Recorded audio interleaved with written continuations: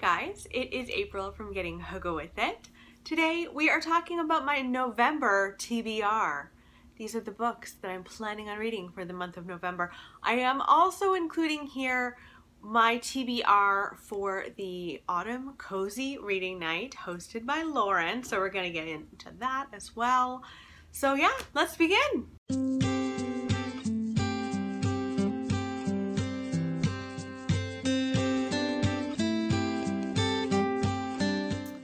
First of all, I need to apologize if you're hearing construction outside because they are paving our roads right now. It's very loud. I can hear it. I don't know if you can hear it. Oh, that's loud. It's not ideal. It's not ideal, but we have to go with it because this is the only time that I'm going to be able to film this if I want to get it up in time. So here we go. We're just rolling with it. First, I want to talk about what I'm going to be reading for the Autumn Cozy Reading Night. So this is hosted quarterly. I think it's hosted quarterly by Lauren from Lauren and the Books, who I love. I love Lauren. She's an instant. I must watch her immediately. As soon as it pops up in my feed, I watch her. And I love the premise of these readathons because it really is so laid back. I find some readathons can be a little bit stressful when you have to do certain prompts and stuff.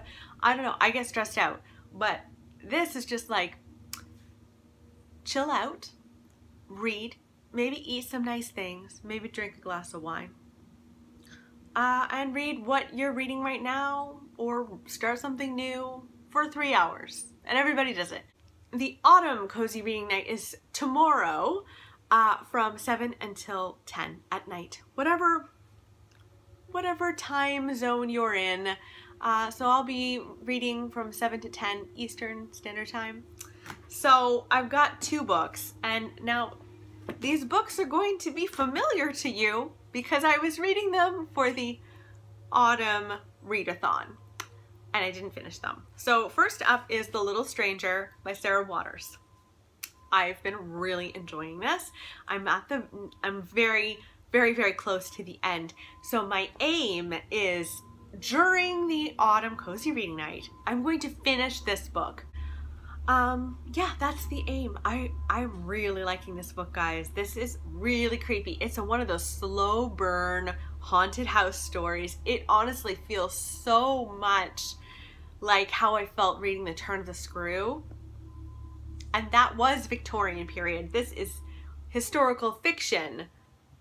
But I mean, she only wrote it, I don't know, fairly recently. When did she write it? Sarah Waters. When did you write this? 2009. It's brilliant. I'm loving it. Now, what I haven't been loving is The Wonder. If I finish The Little Stranger on that night, I would like to try more of The Wonder. I'm really not liking it so far. I'm really not far in because I just kind of put this down and started focusing on The Little Stranger. But I've heard really good things about it and I don't know why. Like, am I missing something? I don't know. So I'm gonna try a little bit more of this. If I'm really not liking it, like in another 40 pages or so, I think I'm just gonna DNF it because life is too short. Now, let's begin talking about November and what I want to read in November. So, okay, we have to address the fact that November is most importantly Remembrance Day.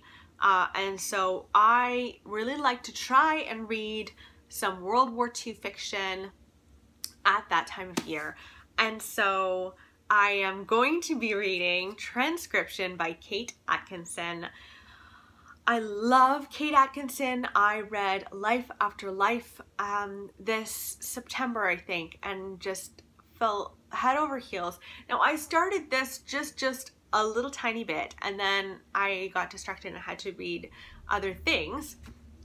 But I'm going to pick it back up, and I might actually go back a little bit and read it. This is about a woman during World War II. She is hired to become a spy, and she is meant to help learn what people in Britain are speaking about. Essentially, she's targeting people who have Nazi sympathies.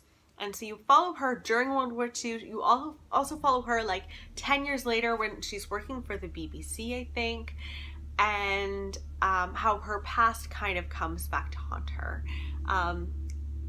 She is one of the most beautiful writers. I can say that based on one book, and I recognize that, but I just love her writing style so much. So very happy to be picking this up. Another World War II fiction. I'm supposed to be reading this with a couple of people. I gotta check in to see if that's happening still. Is Hotel on the Corner of Bitter and Sweet. And this is, again, World War II, but it kind of flashes back and forth in time because we are following a man named Henry Lee in 1986. He lives in Seattle, and there's this hotel that is basically closing down. But during World War II, there are a lot of Japanese American people who were essentially taken and put into this hotel. And I think they are eventually sent to internment camps. And he is looking for a childhood friend of his, and any sign, any trace of what happened to his friend, his childhood friend. And I would like to go on that journey with him. This would be my first Jamie Ford. I've heard really great things about his writing, so Hotel on the Corner of Bitter and Sweet is most definitely another book that I would like to read this month. Now this next one is no surprise to any of you if you watched my November book haul with me. So this is a new thing. I guess it's like 3 months now that I've been doing this, where I go back to everything I bought in November of last year and I pick one and then I read it. So my aim is to read The Silent Companions by Laura Purcell. This has been getting so much buzz lately. Like it was released last year, and yet I feel like this year is when there's been a lot of hype about this book. And it might be because Laura Purcell has, her latest book has just come out or is coming out, and it's called The Corset. That book is meant to be a lot like Affinity by Sarah Waters, which I loved. So I am super curious about that. But this is about a pregnant woman who loses her husband. Like they're very newlywed, and he dies very suddenly. She decides to go and live at the home that he had lived at. So it's like her marital home. She's not very welcomed, and there are these little wooden figurines at the home that look an awful lot like her. There are diaries at the home from people who had lived in this home before. I don't know if the house is haunted, but I would like to find out, and I'm not always going to do this. When I look at this book, I love the design of this book. I just think it's so clever, and I can't wait. Oh. Okay, 2 more. I've got another arc that I actually just hauled. Will you have seen that haul yet? I don't actually know. You might not have seen my October book haul yet. It's called The Last by Hannah Jameson. Now this book is actually coming out in April of 2019. I don't know what I'm why I'm feeling like some dystopian stuff, but I am. I really am. Apocalyptic dystopian stuff right now I would like to read. And this is about a man who's a historian. He goes to Switzerland, and while he's there on like a conference or something like that, while he's there, the world practically ends. There are bombs dropped all over the place. We're talking Washington, London, Scotland. There are very few people left. He is held up in this big house. I think it's a house. And there are now people killing each other in the house. And it just sounds like so much fun. I'm ready for this kind of ride. So yeah, I really want to read that. Now, I don't know what it is, but I was looking at, there's so many books that I want to read in December that are like decidedly Christmassy or decidedly wintry, and I started wanting to read them all now. and I realized, okay, April, you gotta wait like just a little bit. So I'm kind of, if I'm able to, and I finish those books, or if I just feel like it, I want to read Come Thou Tortoise. This would be a reread for me of one of my favorite books of all time. I know I don't talk about this book very often on my channel, but I would compare this to something like Eleanor Oliphant is Completely Fine. If you liked that book, I would be very surprised if you didn't like Come Thou Tortoise. This is by Jessica Grant. She is a Canadian writer, and this is about a woman.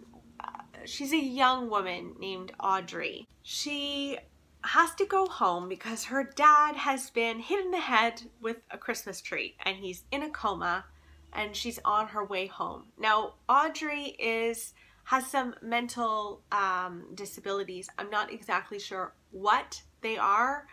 It doesn't say in here what is going on with her, but she is on her way home.